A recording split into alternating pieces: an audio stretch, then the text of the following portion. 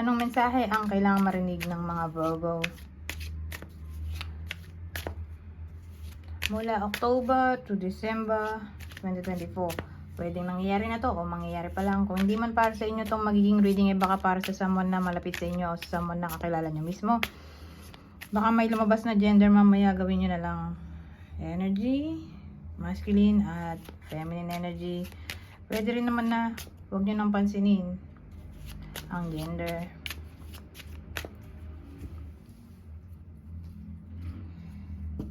Hindi ko alam kung anong lalabas, kung positive ba o negative ang magiging reading mamaya.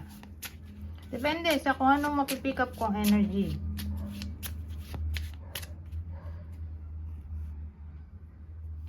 Kung hindi man mag-resonate sa inyo to, edi adjust nyo na lang ang video, hanapin nyo to. Kung hindi pa rin, edi dito na. Ito ang last deck natin.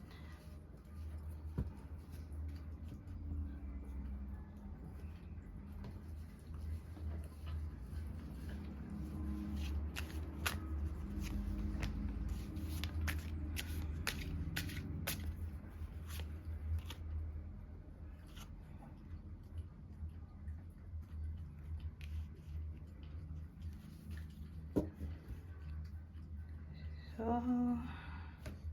ang dating sa akin, mag-end na ang anything na para bang pinag-iisipan ng iba sa inyo, pinagmumuni-munihan, darating na ang clarity. Okay? Ganun ang dating. So, sabihin naman nating nagpo-procrastinate yung iba sa inyo. Hindi na sila magiging ganon. Susolusyonan na nila ang kanilang mga problema. So, haharapin na nila ang kanilang mga kinatatakutan. So, ganun eh. Parang yung sagot sa isip nila ay may answer na. O, may tanong pala. Ang tanong nila sa kanilang isipan ay may sagot na. Ayan. Ganun ang dating dito.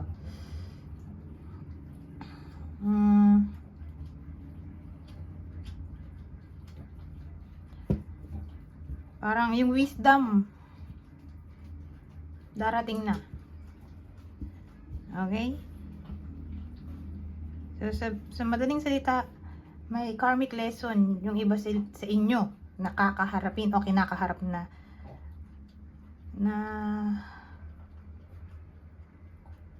masasagot na yun o titigil na kasi malalearn na ng iba sa inyo ang tungkol sa wisdom.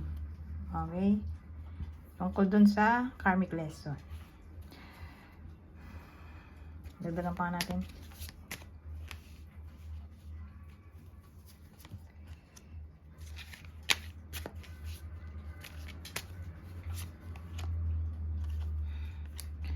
So, anything na may kinalaman sa multitasking, time management,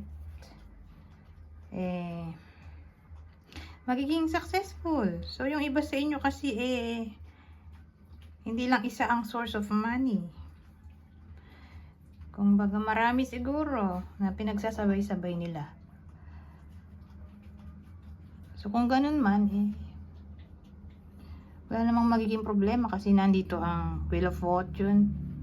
Nasa panig nila ang kapalaran.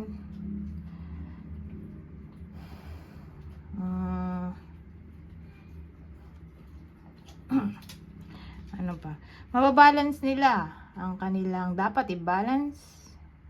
Lalo na sa topic ng managerial o time management. So, sa pagitan ng career at personal life,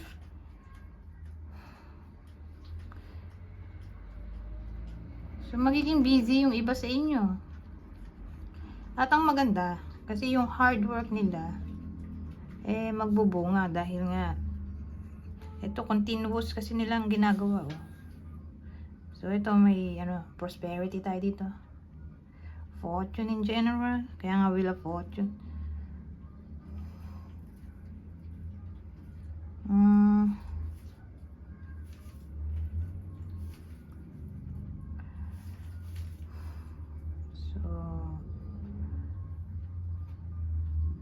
Ano pa bang masasabi dito? Wala na yata akong may dadagdag. Punta na tayo dito.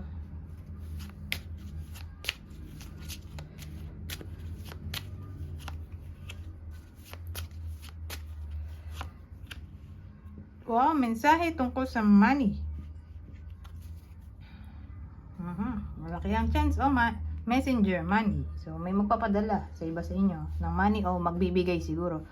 O, parang ano to letter. Letter tungkol sa money. So, sabihin natin may nilalakad yung iba sa inyo. Insurance, investment, pension, loan. Ayan. Approve na. Pwede o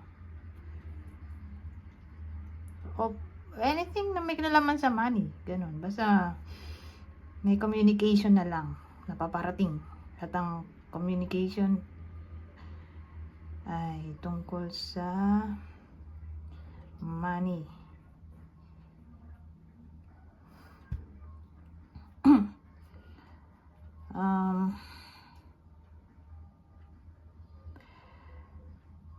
Pwede rin new job. So, ang mensahe ay tungkol sa interview o pumasa ng exam, 'di ba? Pwede rin.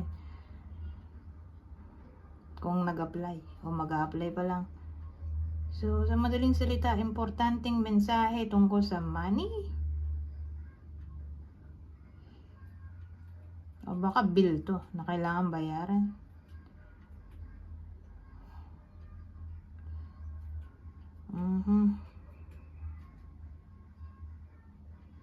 So, kung dito letter, di text, email. Parang pwedeng mensahe overall sa social media.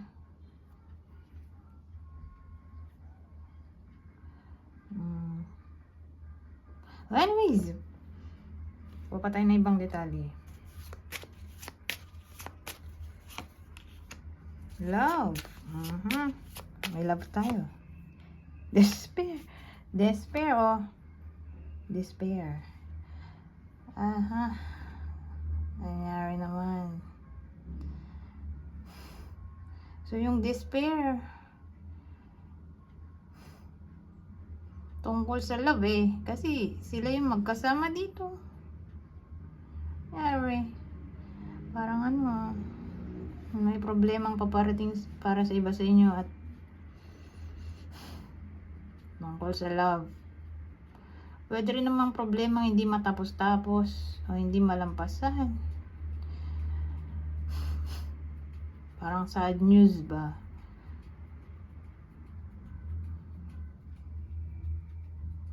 Baka separation na to. O violence in general. So again, ang topic love. Sad to say. Kasi yun lumabas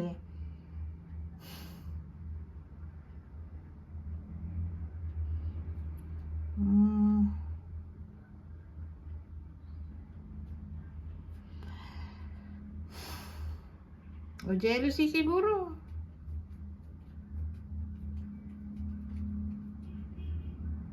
Baka yun ang problem dito. O maging problem.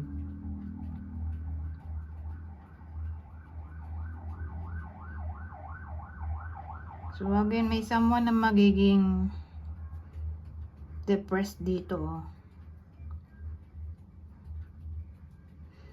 O baka naman disagreement, arguments.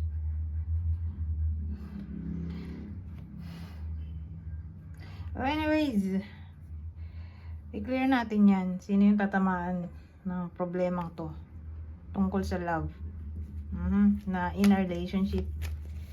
Ito yung possible partner ng Virgo, Sagittarius, Libra. So sila yung possible partner ng Virgo na yun nga, baka magka-problema sa love in general o sa combination na to. Tingnan nyo yung itsura nito. Diba? Kaloka. Kasi ito love. Anyways, ito ang last deck natin. Babasahin ko na lang. Kukuha ko dito ng tatlong card. So, babasahin ko na lang kasi basic English lang naman to, madaling intindihin. Have faith. The angels are working behind the scene to make this relationship flourish.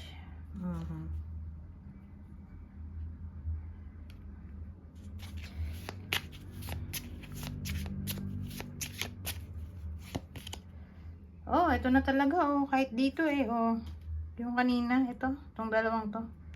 Di ba yung sabi ko nga, baka may mag-break o mag-separate. So, malaki chance, oh. Kasi may separation card na tayo. Parang confirmation na posible talaga to. Separation. Lalo na kung ito yung partner ng Virgo, Sagittarius, Libra. So, basahin natin.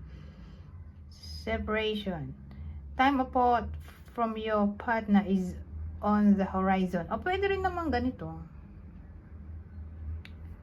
Kung di man to separation as in hiwalay na dahil hindi na sila fit o compatible sa isa't isa, pwedeng long distance, mapapalayo yung iba sa inyo sa karelasyon nila. At ayun nga, magiging sad kayo kasi nga, syempre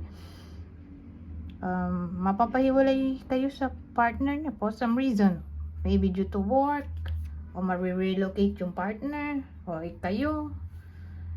So may distance ba sa pagitan ng iba sa inyo, kaya ito magiging sad. So yun yung pwedeng meaning nito, separation as in hiwalay na dahil hindi na mahal ang isa't isa, o separation dahil mapapalayo sa isa't isa for some reason. Okay? At ang huli, different paths. You are not on the same page with the person you have in mind. The directions you want to move into are different. Hindi na daw kayo nasa iisang page. Ibig sabihin, magkaiba na kayo ng, yung iba sa inyo, magkaiba na ng gusto sa buhay. Different paths na kasi to eh. Di parang parang incompatible na ba? Ganyan. So, sino kaya to? Sino tatamaan nito?